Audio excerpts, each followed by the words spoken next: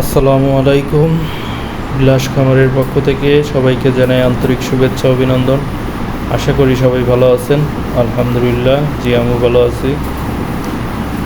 তো আজকে বৃষ্টি বিঘ্নিত দিন, পুরো দিনই মনে হচ্ছে যে মেঘলা মেঘলা, এই বৃষ্টি এই রোদ।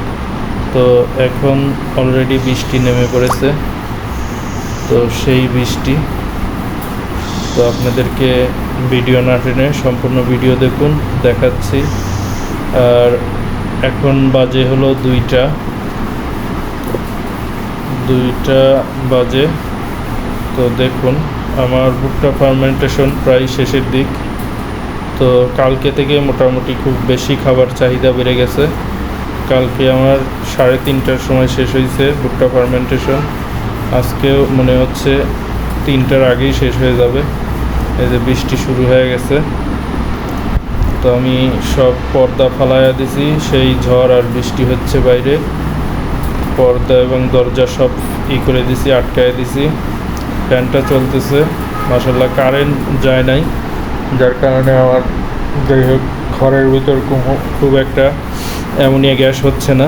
তো বৃষ্টি শেষ হলেই আমি লিটারে ছাই দিয়ে দেবো।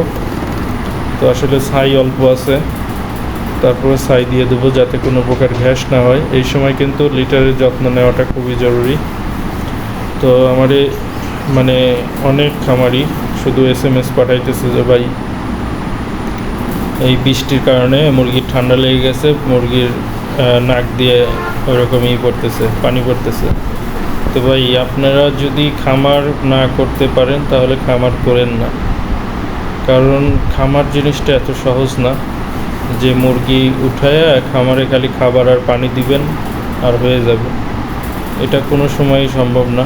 আপনার ওয়েদারের উপর করে চিহ্ন করে আপনার অবশ্যই এগুলি করতে হবে। দেখুন, সেই ঝড় উঠছে, কিন্তু মানে সেই ঝড় আমার পর্দায় মানতেছে না। পানি মানে এদিক সেদিক থেকে বৃষ্টির পানি ঢুকে পড়তেছে। তো যাই হোক, আমি দ্রুতই মানে ছাইয়ের ব্যবস্থা করে ছাই দিয়ে দিচ্ছি, বৃষ্টিটা একটু থামুক। তো যে কথা বলতেছিলাম, তো মুরগির ম্যানেজমেন্ট না বুঝলে কোনো সময় মুরগি পালন করবেন না। কারণ ওয়েদার আপনার কখনো গরম, কখনো বৃষ্টি, কখনো ঠান্ডা। তো এই ওয়েদারে আপনি মুরগি কীভাবে পালন করবেন, আগে সেই বিষয়গুলি আপনার জানা জরুরি। ধরেন এই যে আমি 200-300 মুরগি পালন করি আমার ছাদের উপরে। আমার ছাদের উপরে পালন করাতে আমি হয়তোবা আপনাদের চেয়ে একটু সুবিধা বেশি পাই, কারণ অতিরিক্ত রোদ বা বাতাস যেটাই থাকুক, একটা হাওয়া বাতাস থাকবেই, যার কারণে আমার লিটারে তেমন খুব একটা দুর্গন্ধ বা স্যাঁতসেঁতে হয় না। এতে করে অ্যামোনিয়া গ্যাস হয় না, যার কারণে মুরগির ঠান্ডা লাগার প্রবণতা যারা নিচে পালে তাদের চেয়ে একটু কম। আর অতিরিক্ত গরম পড়লে পরে সেই ক্ষেত্রে একটু সমস্যা হয়। গরমের জন্যই আমার খামারের সবচেয়ে মেইন প্রবলেমটা আর কি। তো যাই হোক, এমনিতে খামারের পরিবেশ সবসময় ঠিক আছে। এই যে দেখুন, বৃষ্টি থেমে গেছে, তো আমি লিটারে অলরেডি ছাই দিয়ে দিছি, কত সুন্দর। তো এরকম করে আপনার অবশ্যই ম্যানেজমেন্ট রাখতে হবে যে বৃষ্টি হইতেছে, তো লিটারে পানি আসতে পারে বা একটা পরিবেশ ওয়েদার একটা চেঞ্জ হয়ে গেল, তখন মুরগির কিন্তু অটোমেটিক ঠান্ডা লাগার সম্ভাবনা চলে আসে। তো আল্লাহর রহমতে এই যে আমি লিটারে এরকম ছাই দিয়ে দিছি বা তুষ দিয়ে দিছি, দেখুন লিটারে এখন কোনো জায়গায় কিন্তু ভেজা কোনো ভাব নেই, যার কারণে মুরগি আমার ইনশাআল্লাহ ঠান্ডা লাগার প্রবণতাটা থাকবে না। তো এই যে আমি মিটারটা চালু করে নিলাম, যেহেতু আজকে 28 দিন শুরু হয়েছে। তো 28 দিনের শুরুতে আপনাদেরকে আমার একটা মুরগি আমি ওজন করে দেখাবো। তো এইটা একটু বড় মনে হচ্ছে, তো এই বড় মুরগিটাই আমি ওজন করে দেখাবো যে কতটুকু ওজন হয়েছে। দেখুন, মাশাআল্লাহ, একদম 2 কেজি বলা যায়, কারণ 10-15 গ্রাম কম বেশি। তো 2 কেজি ওজন। 28 দিন হয় নাই, 27 দিন শেষ, 28 দিন শুরু।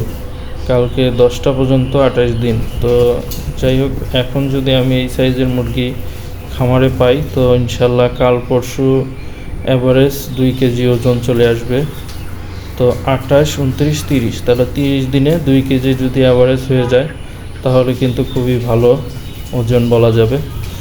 আর আমার এখন পর্যন্ত খাবার খেয়েছে, ধরেন আমি অ্যাভারেজ ধরে নিলাম আমার মুরগির ওজন 17 কি 17ই ধরুন, 17ই হবে গড় ওজন 17। তো গড় ওজন 28 দিনে 17, মানে 28 দিনের শুরুতে। তো এখন পর্যন্ত আমার ভুট্টা ফার্মেন্টেশন 105 কেজির মতো গেছে, আর 2 দিন যাবে। তো 105 কেজি ভুট্টা ফার্মেন্টেশন খাইছে, আর ফিড খাইছে টোটালি 6 বস্তা ফুল, 6 বস্তা ফুল। আর মনে হয় সকালে 10 কেজির মতো দিছি, তো 310 কেজির মতো কোম্পানির ফিড, আর 105 কেজি হলো ভুট্টা ফার্মেন্টেশন। তো এই হলো টোটালি আমার খাবার খাইছে। আবার অ্যাভারেজ ওজনটা আপনারা 16-17 ধরে নেবেন, তাহলে ঠিক আছে কিনা আপনারাই জানাবেন। তো আল্লাহ হাফেজ।